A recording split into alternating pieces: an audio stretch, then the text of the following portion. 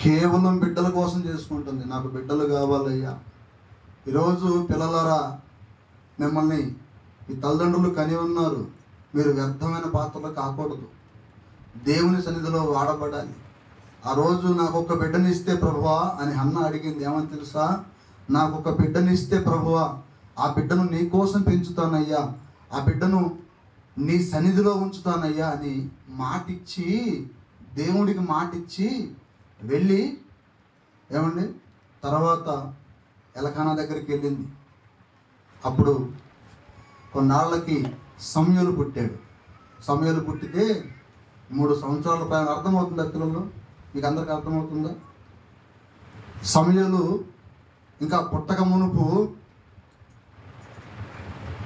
వాగ్దానం చేసింది దేవుని సన్నిధిలో, అన్న బిడ్డని ఇస్తానని. ఇచ్చిన వాగ్దానం ఎట్లా నిలబెట్టుకుందో చూసారా? అయితే పుట్టిన తర్వాత 3 సంవత్సరాల వరకు పాలు విడవనంత వరకు, ఒక్కొక్కళ్ళు 2 సంవత్సరాలు తాగే వాళ్ళు ఉంటారు పాలు, ఒక్కొక్కళ్ళు 3 సంవత్సరాలు, ఒక్కొక్కళ్ళు 4 సంవత్సరాలు, ఒక్కొక్కళ్ళు 5 సంవత్సరాలు. నేనైతే మా అమ్మ దగ్గర 5 సంవత్సరాలు పాలు తాగానంట. తెలియదు నాకు కూడా, చెప్పింది మా అమ్మ. ఒక్కొక్కళ్ళు 5 సంవత్సరాల దాకా పాలు తాగేవాళ్ళు ఉంటారు. 5 సంవత్సరాల కంటే పాలు వదిలేస్తారు లెక్కైతే, కానీ తాగేవాళ్ళు కూడా, పాలు తాగేవాళ్ళు కొంతమంది ఉంటారు. అయితే 3 సంవత్సరాల వరకు నేను పాలు విడిచేంత వరకు నేను దేవుడికి నేను ఇవ్వను.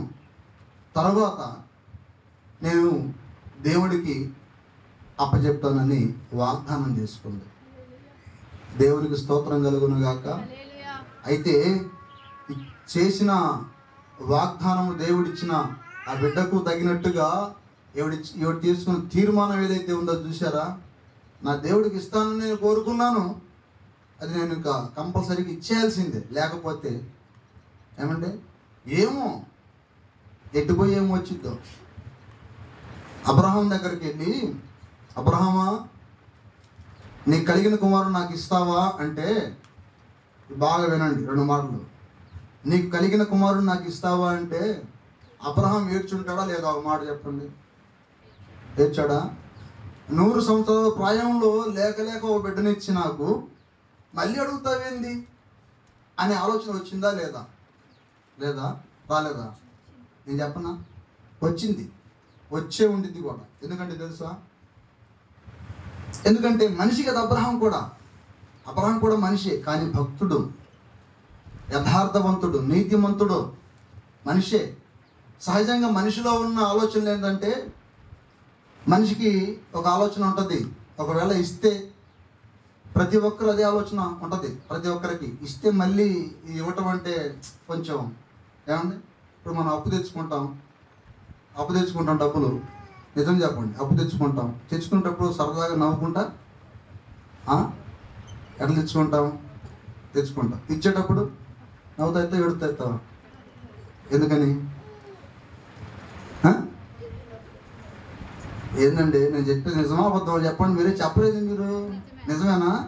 ఇచ్చేటప్పుడు ఏడుతుంది ఇస్తున్నా? మన డబ్బులా? తెచ్చుకునేటప్పుడు వాళ్ళ డబ్బులా?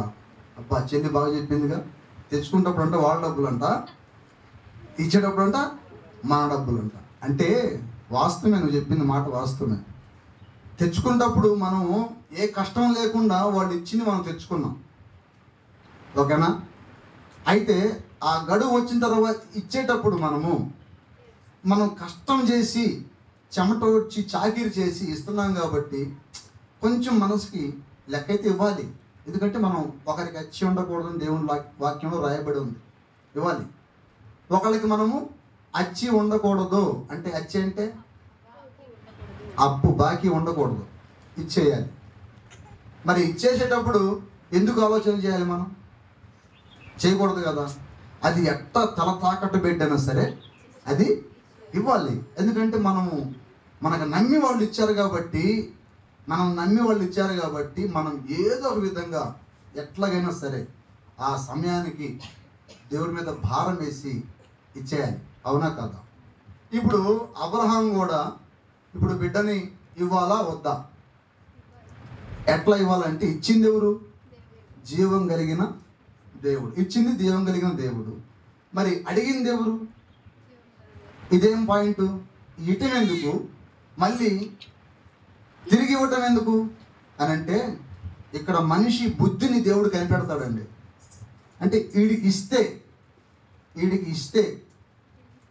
వీడు ఎలా ఉంటాడు, వీడికి ఇస్తే నా కోసం ఏమన్నా వాడబడతాడా, నా కోసం ఏమన్నా ఖర్చు చేస్తాడా, నా పనికి ఏమన్నా వాడబడతాడా, ఇంకా ఇద్దాం. వాడి మనసును చూస్తాను నేను. ఎలాగ తెలుసా, ఇప్పుడు నువ్వు 10 రూపాయలు దేవుడికి ఇచ్చావనుకో, ఇప్పుడు 10 రూపాయలు నువ్వు ఇచ్చేది నాకు తెలుసు, కానీ ఇప్పుడు నువ్వు 10 రూపాయలు దేవుడికి ఇచ్చావనుకో ఉదాహరణకి, ఇప్పుడు నీకు దేవుడు తిరిగి ఎంత ఇవ్వాలి? దేవుడు తిరిగి ఎంత ఇవ్వాలి?